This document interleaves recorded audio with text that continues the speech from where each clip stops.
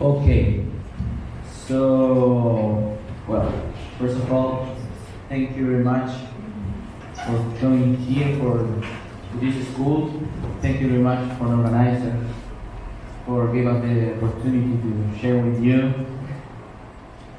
the work that we are doing in Concepción. And today I'm going to show you some applications that we can perform with the multi-core fibers and the multi-core fiber-based technologies. And who am I? I am Esteban Sepúlveda. I'm a professor at the University of Concepción. Also, I'm the director of the PhD program in physics in the university.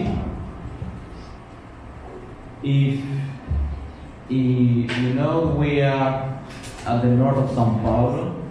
The started team is in Paraty, and Concepción is here at the south of Santiago. The long and thin country is Chile, if you don't know. And this is the most iconic building at our university. It's called the Campanile. And this is a picture of our faculty. We have our labs at the second floor, and we have a new lab in the sixth floor, in the top, on the roof. We have another lab. And these labs are connected with a link with optical fibers, with multi-core optical fibers. So it is we have a new platform to test some communication tests between the three labs in the building, and also we have another lab in another building in the campus. So we can perform some interesting experiments. Well, the invitation is open to you. If you find interest in this kind of things, you are welcome in our university. I have some questions for you. Very simple questions. Okay? The first one is, what is a quantum measure? Who can tell me what is a quantum measurement? In simple terms, okay? I don't want a philosophical debate here about this, but in simple terms, what is a quantum measurement? An interaction. An interaction, okay? Anyone else? I don't think that microphone is necessary. You can speak that. Well, right. We can say that quantum measurement is the process where a physical system interacts or is perturbed in some way, obtaining an outcome, and this outcome is a number. This is the way that we can learn some properties of a physical system from the nature, right? And the second question is, how can we represent a quantum measurement?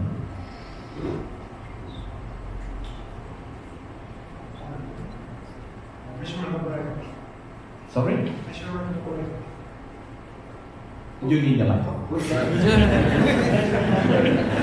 Using measurement operators. Oh, measurement operators. Okay. Quantum measurement are represented by a set of measurement operators, you're right, where the label J represents the outcome of the measurement. Right? Are you okay with that? Yeah. And what are the properties of these operators? Well, they must be complete, right? The way that we compute the probabilities to obtain the J outcome when the measurement M is performed is through the Born rule, right? If the target state is a pure state, we can written the probability in this way. I think this is, all of you know this kind of thing here. And the most controversial point of quantum measurement is here, right? Is the collapse of the wave function. The state after the measurement changed into the alien state of the measurement operator, right? And this is the measurement postulate of quantum measurements. Okay, but this is theory. So let me show you some examples. The projective measurements. Projective measurements are ideal measurements. Okay? These operators can be represented by projectors. Projectors satisfy this condition. I have the technology here. Sorry.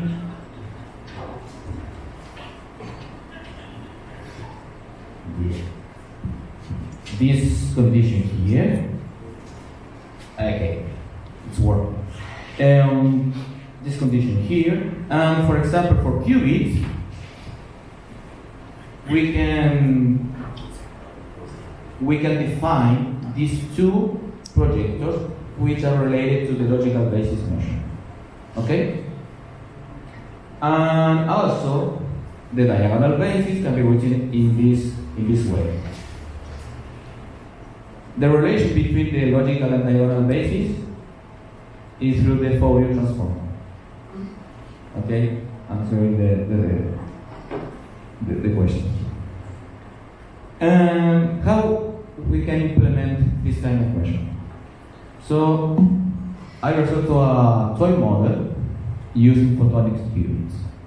I would consider the horizontal and vertical polarization mode of single photons in order that we have the logical basis are represented by the horizontal and vertical modes, as I said, and also we consider this state here, corresponding to an arbitrary polarization of a single photon. Okay? So, how can we perform a projective measurement on the logical basis? Another question for you.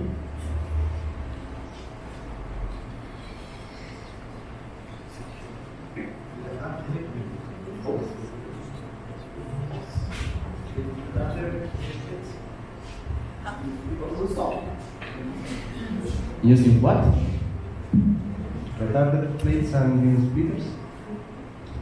Okay, so if we have a source that prepares a state in this way here, we can use this optical element, the polarization beam splitter. Okay, the polarization beam splitter transmits the horizontal polarization mode and reflects the vertical polarization mode. So we can place two detectors at the output of the PBS, and then we can estimate the probability to obtain the outcome H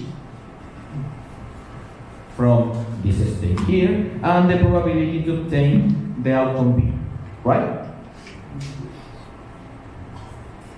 But if we want to perform a measurement in another basis, remember the first class of region?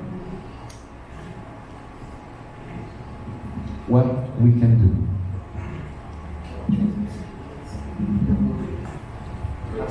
You have to rotate the basis, right? So in an optical configuration, we have all the gain, the same qubit, we have the PBS, and we have two wave plates. I'm not going to give more details about the working mechanism of the wave plates, but this guy here is a quarter wave plate, this guy here is a half wave plate, and well, we need to locate the detectors. we can compute the probabilities, but the concatenation of these two wave plates represent a unitary transformation in which the initial qubit rotates, and after passing the wave plates, we perform a measurement on the logical basis.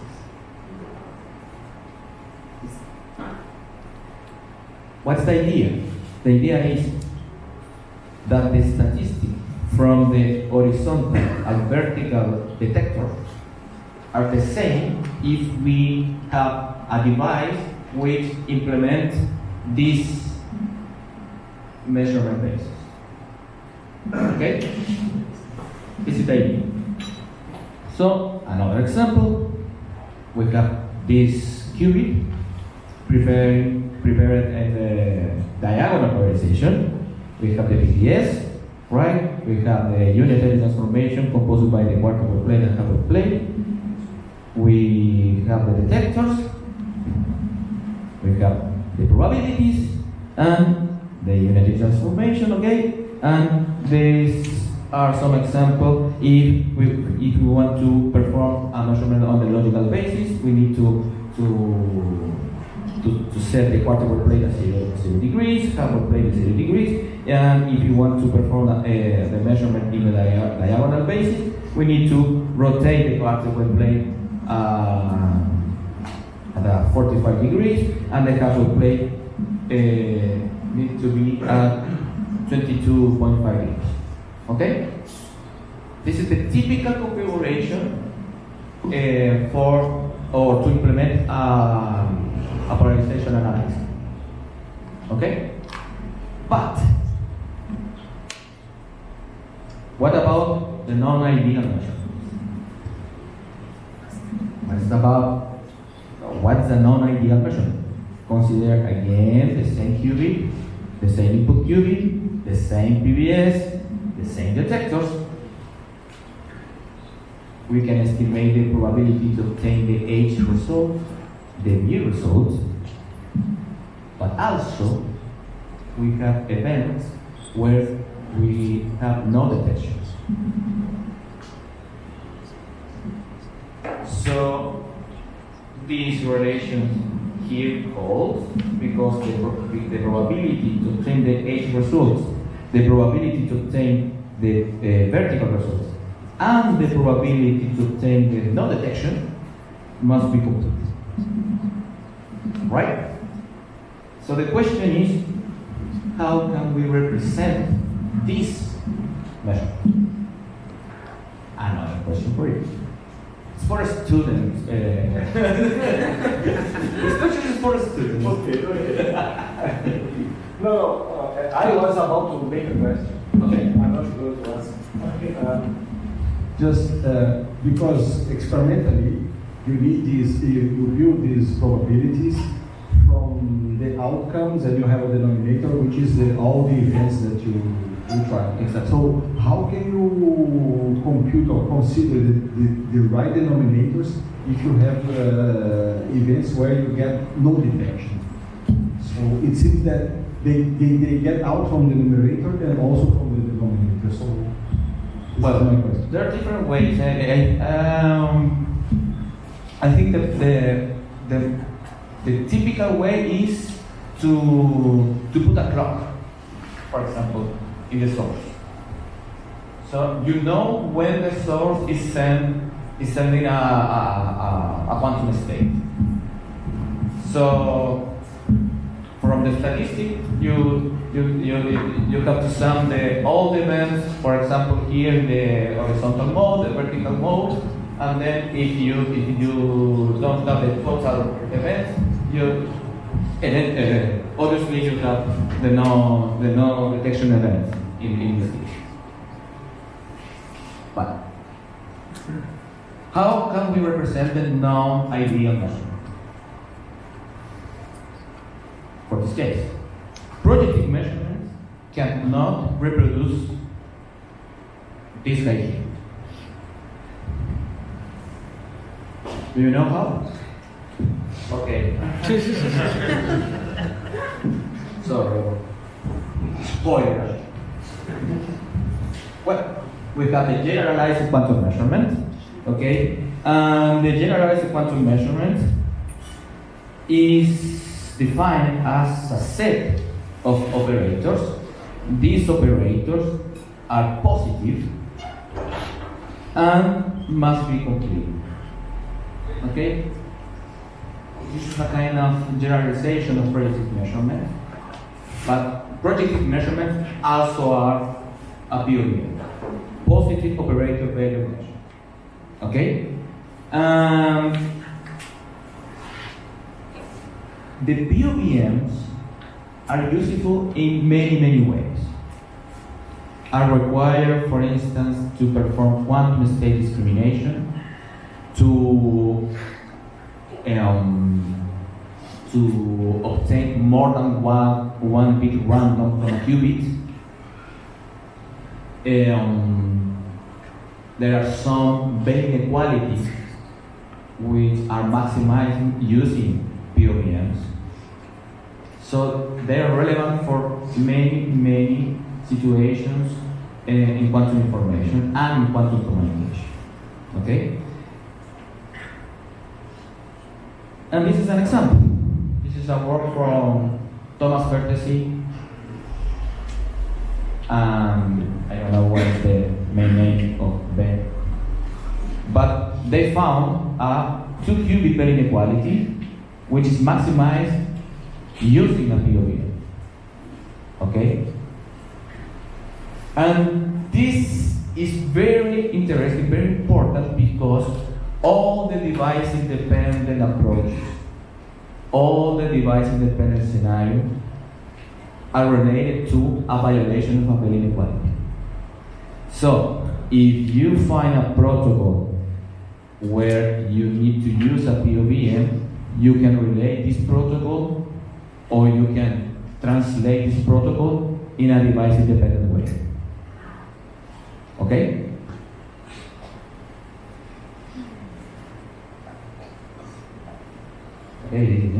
Okay.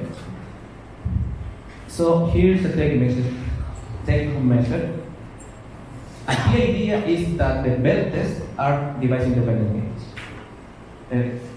It's a close relation. There is a close relation between the device-independent scenario, the device-independent approach, and the Bell scenario. Okay? And another question. This is a POVM. We can set the POVM some way. These are the outcomes. And the question is, can we fake the statistics from a POVM using projective measurements?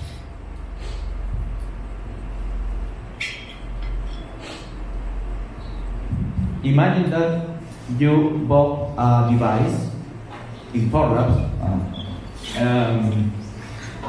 In Forlabs. And this device is an implementation of a POVM. So you send, for instance, a qubit, and you press a button, and you have 3 outcomes. So these 3 outcomes represented by these 3 lamps here.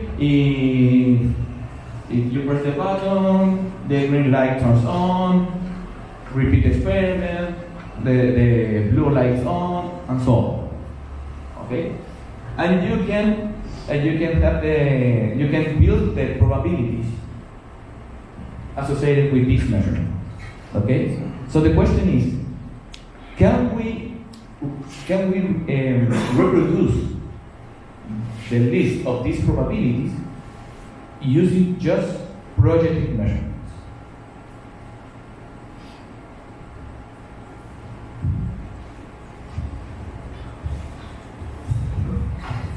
We can use the relation of convexity maybe to represent POVM using projectors, something similar. But it is possible. Are you saying yes? I think so.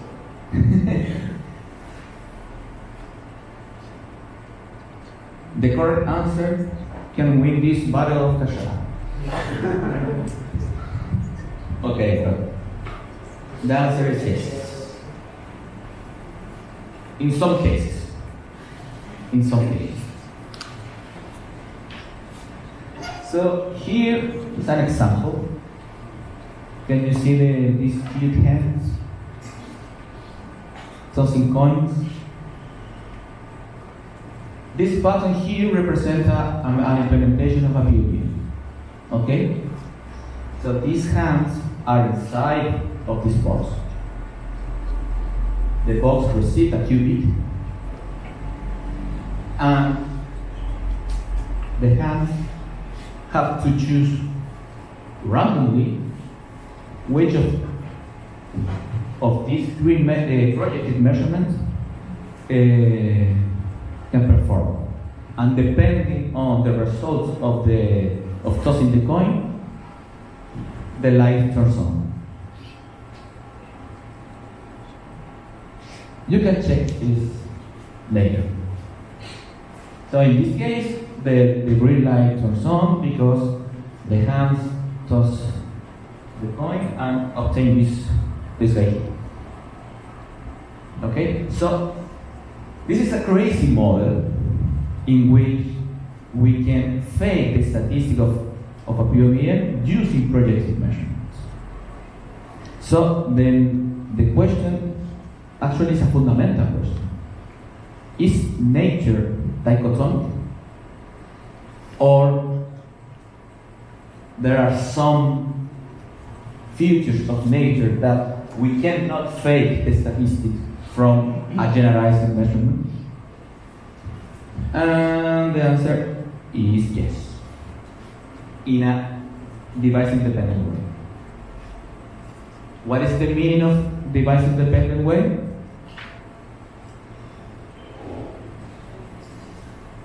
What we need to perform or to resort to or to go for a device-independent scenario? Bell test. Bell test. Bell test. We need entanglement. Okay, entanglement we will discuss on Friday. But if we want to perform a device-independent test, we need entanglement. And this is expensive from an experimental point of view. Okay? But this is the same work that I showed you before. We can find a suitable Bell inequality which has this term here, depending on results from a POVM. And the inequality I here, a local hidden variable, satisfies this inequality. So a violation of this inequality first allows us to discard a local hidden variable, but also can discard a projected model for a POVM. Okay? Do you have questions? If you have questions, please raise your hand. Don't be shy.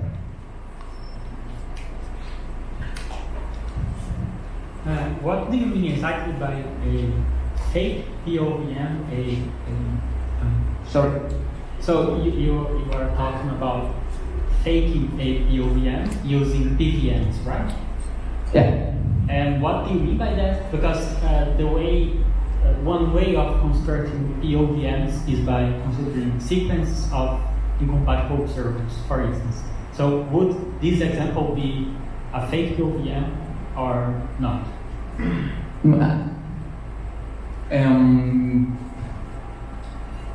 I think that fake a POVM in terms of obtaining the probability distribution for this measurement using just projected measurement. In this case, Just one or one POVM. just one PVM? No, okay. No, sorry. Okay, let me back here. Oh no. Hello, my name is Esteban.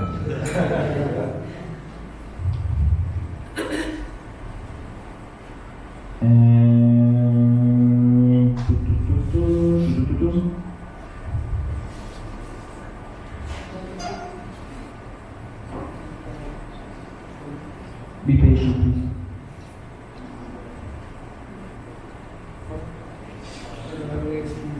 The coffee really close.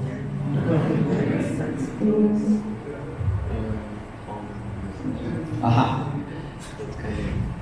These are my beautiful hands. In this case, we have a POVM with 3 elements. Okay? And these 3 elements can be paid using 3 projective measures. Okay? I don't know if I answered your question. No, yeah, I think so. Okay, but this is a crazy model, paranoid level of theory about the implementation of POVM. 5 minutes. You still speak 3 hours. Okay. Well, the idea is biological inequality. This is one of the many inequalities which requires a POVM. Okay, and this is the best scenario. This is the device-independent scenario. We have a source. The source shares an intended state between Alice and Bob. Alice can perform 3 projective measurements with 2 outcomes. Bob also can perform 3 dichotomic measurements, but also Alice has this 4th measurement, and this 4th measurement is a POVM. Okay? This inequality here is a generalization of the CHSH inequality. It's called a chain-dependent inequality. And because you are increasing the number of measurements per site. Okay? And this is an implementation of a POVM using the polarization mode. And well, if you want more details, you can take a look at this paper. And in this picture, I want to show you the classical bound in terms of if we have a violation of the Bell inequality, we are in this region here, the red and green region. But if we try all the strategies based on projective measurements on this inequality, we are in the red region. But if we perform a POVM, we can reach the green region. So the maximum, the quantum bound, the maximum violation of this inequality is achieved using a POVM. Okay? So in this case, if you want to certify that your device is implementing a genuine POVM, you need to be in the green region here. This is a little, very little region. Experimentally, to achieve this is extremely hard. And also, don't forget that we needed 10. So, can we implement a POVM with the multiple fibers? We're talking about multiple fibers. And the answer is yes. We have here a multi-port. We have here a multi-port with D input modes, D output modes, and for example, we are assigning this mode here, labeled by D, and we can obtain all these outcomes here. So, how many POVMs we can implement using this scheme is given by this number here. Is the combinatory of of the number of inputs and the number of outputs. And the POVM elements are related to this matrix here, which is the matrix related to the subspace of this unitary representation of the multiport. Okay, and this is that we do with our multiple fibers. So we have here, as Stephen showed before to you, we have the multiplexer. We illuminate one core. Imagine that we have here a single photon. Then the single photon goes through the multiport beam splitter. Okay, so at the end of this multiport beam splitter, we have a superposition between the four modes here. So at the end, we have a Q-quart, a quantum state of dimension 4, encoded in the available paths in the optical fiber. Then we rotate the modes, the multiplexer, just to access to each core, and then we connect the single fibers from the modes into a multi-core beam splitter, but with 7 cores. It's the same thing like this. We have 7 available paths in the multiport, but we are exciting just 4. And depending on which are the input modes that we are exciting, we can have different POVMs. Okay, this is the implementation of the POVM. So this matrix here is obtained by applying the quantum process tomography to the multi-core beam splitter with 7 cores. And if we illuminate the cores number 4, 5, 6, and 7, we obtain this POVM, where each column of this matrix here is related to the POVM elements, right? And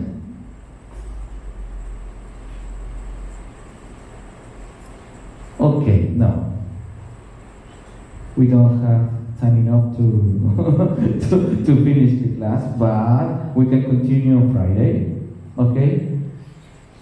Because I want to show you more details about that and about the experiment that we performed in Concepcion. And obviously, we will talk about entanglement and how we can create entanglement in this kind of protocols. Okay? So thank you very much. Please, let's go to if you want, if you have questions, please.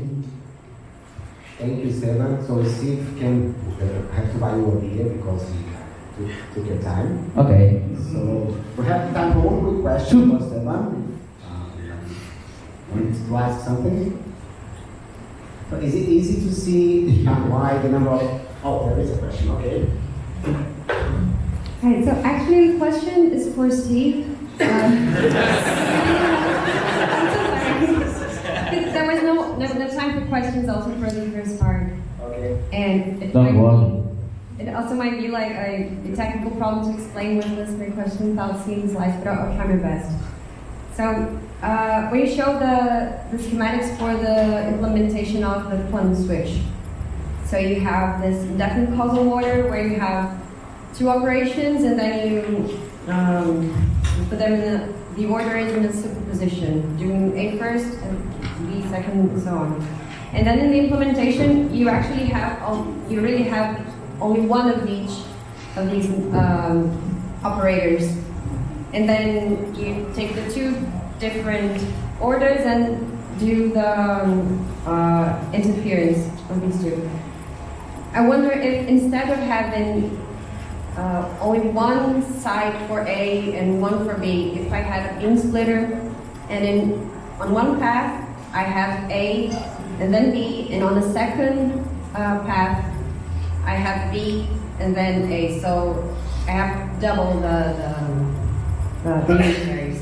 And then if I did the interference, would I see the same pattern as in the first situation? Yes, you would. So yeah, you would see the exact same thing. For example, in the case of 2, you'd see the commutator and anti-commutator of these gates, and yeah, so I mean, you can get the same thing. The difference being that now, I mean, just in the example you gave, now I have to have, say, 4 sets of wave plates or what I have versus just 2. I see. Yeah. But then in the situation I described, would it still be indefinite causal order? No, because I mean, you basically have in each path you have a fixed order, right? Mm-hmm. So and yeah. I see. And I just wonder, how do you know the advantage you're getting comes from indefinite causal order if you... Yeah, so the advantage from indefinite causal order comes in exactly, this is called query complexity. So it's the number of times I have to, essentially evaluate the unitary, or if you're an experimentalist, the number of, wave plates I have to purchase and put on the optical cable. Okay. So that's where the advantage comes from. Okay, thanks. I have a good question for you, Esteban. So is it easy to see why the number of POVMs, the combinatory that you showed, is that? So we have a system, a d-dimensional system. Yeah. And then you perform measurements with the capital letter output. Yes, it is the number of the output modes. Right. Is it easy to see why the number of POVMs is written like that? It's the combinatory. Okay, this is the Steve slides. This is my slides.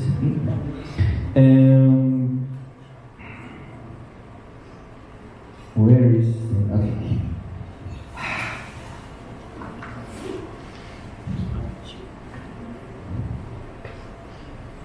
Here. So, depending on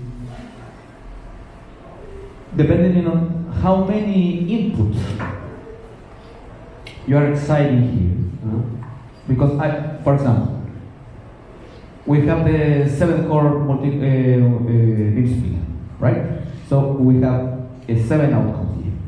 So the question is, how many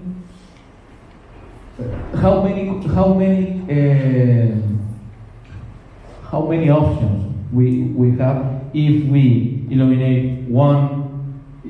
If we illuminate just one core, we have just one output, right? But if we illuminate 2, depending on which of these of one path I'm using to excite, and so the output. I mean, you can think this right here as an output state. So depending, you illuminate the second and fourth cores, so you have one state. If you illuminate with other 2 cores, you have another state. So, alright. So this is the definition of the combinatory. Thank you very much. So let's go for coffee, and then we come back for the round table. Let's take